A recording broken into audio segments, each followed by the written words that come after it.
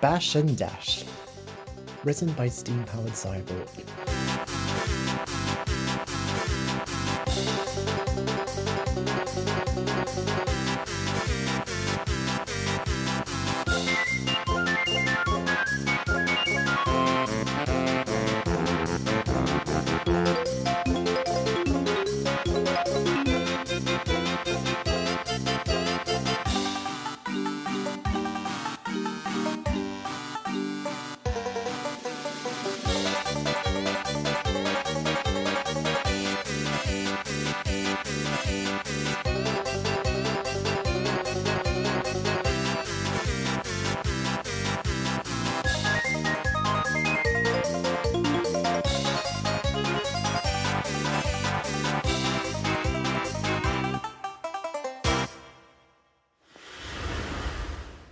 Two little engines started out life at a logging company, stored as excess horsepower if needed, while their only working brother worked the entire logging railway alone.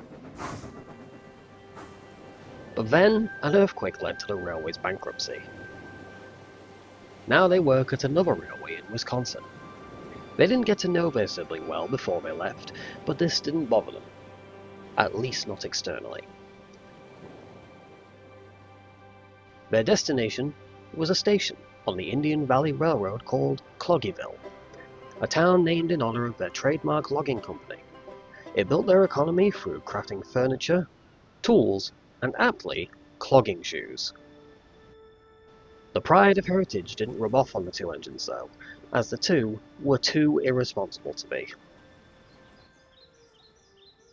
One beef, one bash.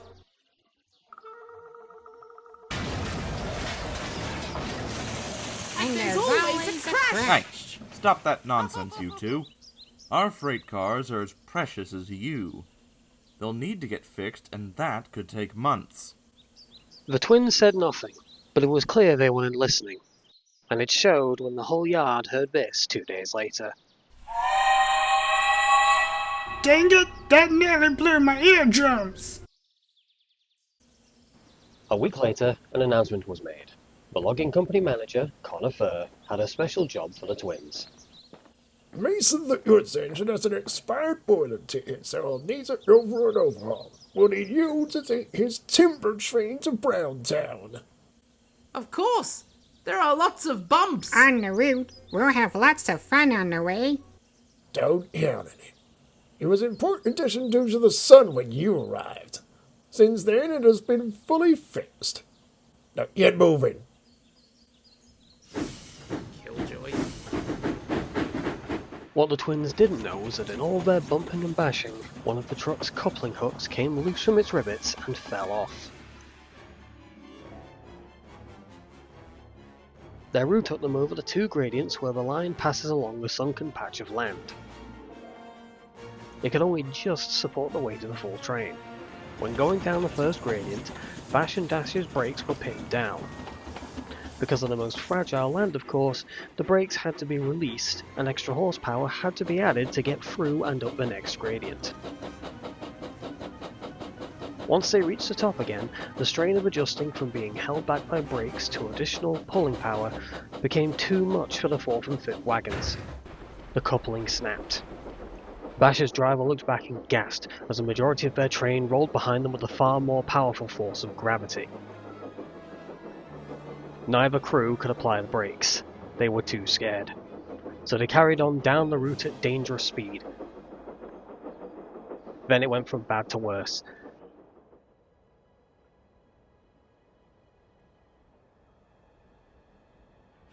At the end of this stretch was a sharp curve. The twins careened off the tracks, logs catapulting and tumbling onto the engines.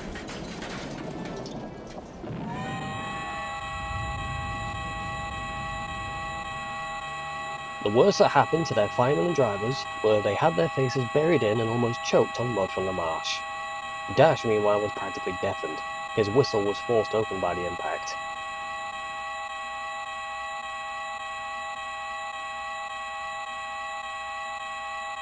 Victor came from his sugar plant route to clean up the mess. Dash's whistle was still blowing until Connor came with an axe and knocked the valve in place with the handle end. This is the final straw. You two have caused trouble for us for a long time, and now that you got this load scattered all over the place, I know just what to do with you. I'm sending you to a logging railroad in the east. Don't make this any more difficult for yourselves, if that's even possible. A big diesel came the next day and got to the latest log train as the two were taken to the harbour by another. Bye-bye, hooligans.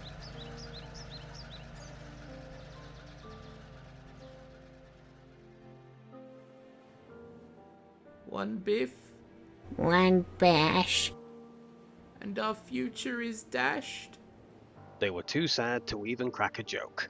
They just eventually went to sleep. When they woke up, they ended up on what felt like sand. Wet sand. It was a beach, on an island full of trees. They were immensely confused, but fairly relieved to see a crowd of people walking close to them. Everyone, look, it's a steam train. A pair of steam engines, actually. Hello? I'm Bash. And I'm Dash. We've been thrown off our ship in a storm and need work. Can we work here? I'm sorry, we need a minute. And the two tallest people in the crowd had a talk with their backs to the twins.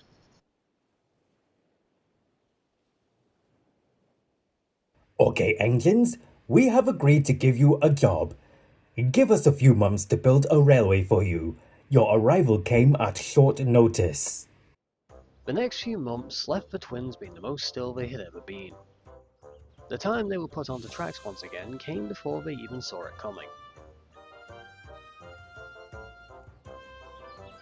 Soon they were kept busy hauling logs from canyons, sawing wood, and taking wood from all corners of the island.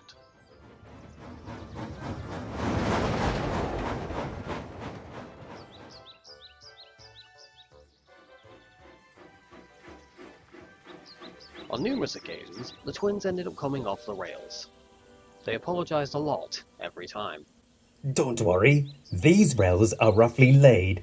We don't even have whatever keeps railway tracks straight and sturdy. Oh, on our old railroad, we had these tiny rocks called ballast. Tracks were put on top of them, like a bed. I see. Well, unfortunately, we don't have any venues where we can get enough to put under our rails. But rest assured, you're doing your best. Keep up the good work. And they did.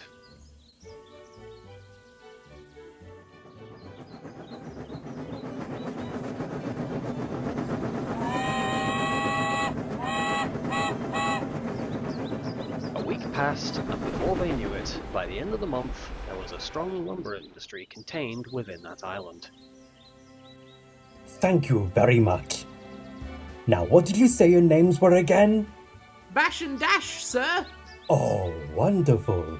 Bash and Dash, like some of our biggest families on this island.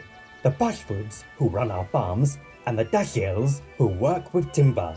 Whatever you're called, we have decided to keep you, for you have been really useful engines. Oh, thank you, sir. So what shall we do next, Bashford? Whatever we're needed to do, Dashiel. And with this new experience, they became a loyal asset to Glendale Island, eventually becoming a mentor to the big tender engine Ferdinand, and as you know, Diesel. When their logging railway merged into the Northwestern, they were restored at the steamworks. Victor recognized them, but he didn't hold a grudge. He didn't say anything though. They didn't seem to recognize him. He wanted to see how long it took for the pin to drop. However long this was, he saw a great change in the two, and through all the chaos the logging workers caused, they had a stronger moral compass than what had caused bashes and dashes years ago.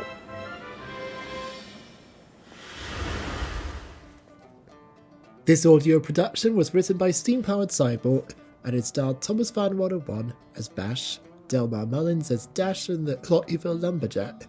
Steam-Powered Cyborg is Connor Furr. Dav is the director as Spam the Crane Diesel.